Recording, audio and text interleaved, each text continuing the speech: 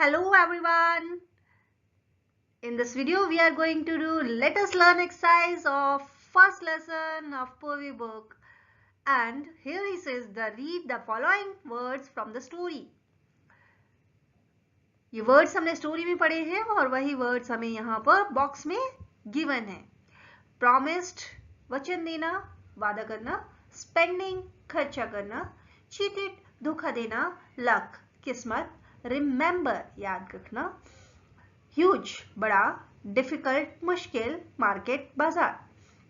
Now use the words correctly to complete the paragraph given below. जो paragraph दिया है उसमें हमें इन वर्ड्स को यूज करना है. There are 2 extra words in the box that you do not need. अब इस बॉक्स में जो वर्ड्स हैं उनमें से 2 वर्ड्स एक्स्ट्रा हैं जिन्हें हमें इस पैराग्राफ में यूज नहीं करना है, जो बच जाएंगे. There was a farmer who had a dash coconut plantation. एक किसान था जिसकी कोकोनट प्लांटेशन थी. तो कैसी कोकोनट प्लांटेशन होगी? ह्यूज बड़ी. He worked hard and did not depend on dash. अब मेहनत करता था तो किस पर डिपेंड नहीं करेगा? वो लक पर डिपेंड नहीं करेगा. Every day was dash. Every day was dash means क्या होता? हर दिन क्या था? जब आप मेहनत कर रहे हो तो हर दिन कैसा लगता है? Difficult. But he did not give up. लेकिन उसने हिम्मत नहीं हारी. One day a man bought a bag of coconuts from him. एक दिन एक इंसान ने उससे वो कोकोनट्स खरीदे. And dash to pay him the money the next day. And अब कोकोनट खरीद के अगले दिन क्या किया? क्या करने को कहा होगा? Promised. Days passed and the man did not pay him anything. अब दिन पे दिन बीतते गए लेकिन उस इंसान ने पैसे नहीं दिए. Days passed. दिन पर दिन बीत रहे. The farmer felt dash. अब दिन पर दिन बीत रहे हैं और पैसे नहीं मिल रहे हैं तो किसान को कैसा लगा होगा? He felt cheated. उसे ऐसे लगा कि मुझे ठग लिया उसने. About 2 months later, he met the same man. अब 2 महीने के बाद वो उसी आदमी से मिला. And asked him about his money. और उससे अपने पैसों के बारे में बात की. The man said, "Oh, I had forgotten. Now I dash buying coconuts from you." और उस आदमी ने क्या कहा कि अरे मैं तो भूल ही गया था. अब मुझे याद आ रहा है मैंने तुमसे कोकोनट्स खरीदे थे. And he paid the money. और उसने पैसे दे दिए. Now I remember. So in this way first exercise is done. Now he says read the words from the story in column A and read the new words in column B. Complete the meaning of the words given in column B. कुछ words column A में दिए गए हैं और उन्हीं से match करते हुए साउंड वाले वर्ड्स कॉलम बी में दिए गए हैं. लेकिन कॉलम ए और कॉलम बी के जो वर्ड्स हैं उन दोनों के मीनिंग्स में डिफरेंस है. तो राइटर सेज कि हमें मीनिंग देना है किसका? सेकेंड कॉलम वाले वर्ड्स का. First word eye. आई. अब ये आई क्या होता है? This is part of body to see. देखने का अंग होता है. आंखों से ही तो देखते हैं हम. योर. यार. तो क्या होता है? Short form of you are. ये शॉर्ट फॉर्म हो गई यू आर की. ड्यू. ड्यू. दोनों ड्यू हैं लेकिन ये ड्यू क्या है? Happening at some time in the future. Future के किसी समय पर होना. सन. सन. अब this sun is a star. One. One. One is past tense of win. जीतने का past tense. 8. 8. Now what is this 8? Number 8. C. C. Okay. This C is ocean. So what do we come to know through this match of words? The words given in each row of the table above have the same sounds but different spellings and meanings. Such words are called homophones. So here we come to know all these which we read here are homophones.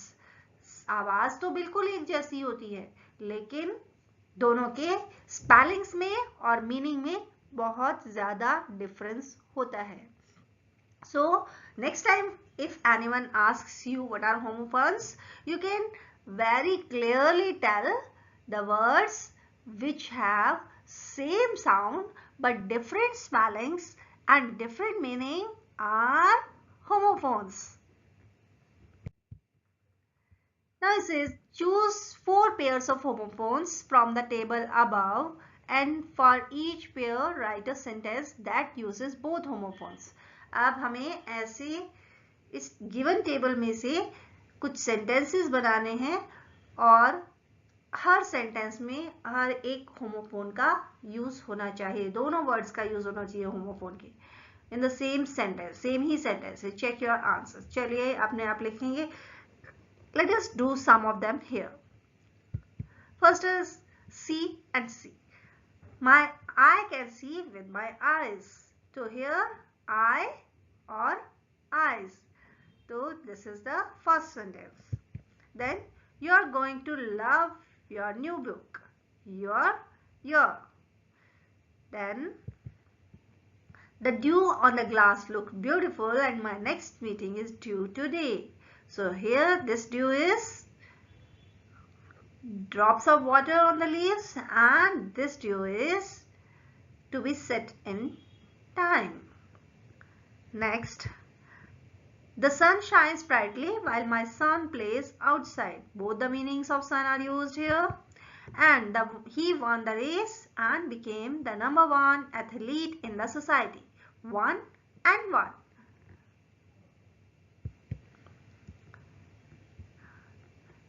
I see the fast sea from the shore. See and see. Both the meanings are used here. Now they have given match the phrases in column A with the phrases in column B. Use the connecting words given in the middle column to make meaningful sentences. Column A में भी कुछ words दिए गए हैं और column B में भी कुछ वर्ड्स दिए गए हैं और आपको उन कॉलम A और कॉलम B के पार्ट्स को यूज करना है, कंबाइन करना है using the words given in the middle column. So the first sentence is the children submitted their work when. बच्चों ने अपना होमवर्क सबमिट किया. कब किया? अब कब किया होगा? Because कारण बताता है, before समय बताता है, as soon as समय बताता है और as भी as हमें कारण बताता है. So here कब किया होगा? Before the deadline. तो the children submitted their work before the deadline. Then second sentence, he did not want to try rock climbing. Why? क्यों नहीं चाहता? क्यों का रीजन हमें कहां से पता लगेगा? Because. क्यों नहीं चाहता? Because of his fear of heights. क्योंकि उसे ऊंचाई से डर लगता है. The children ran towards the gate when. कब दौड़े? अब as soon as. The children ran towards the gate as soon as the bell rang. And then Nitin was late to school.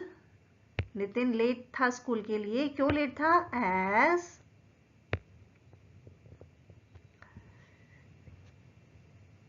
there was a traffic jam. So, ओहो, ये तो सारा mix हो गया. अब क्या करें?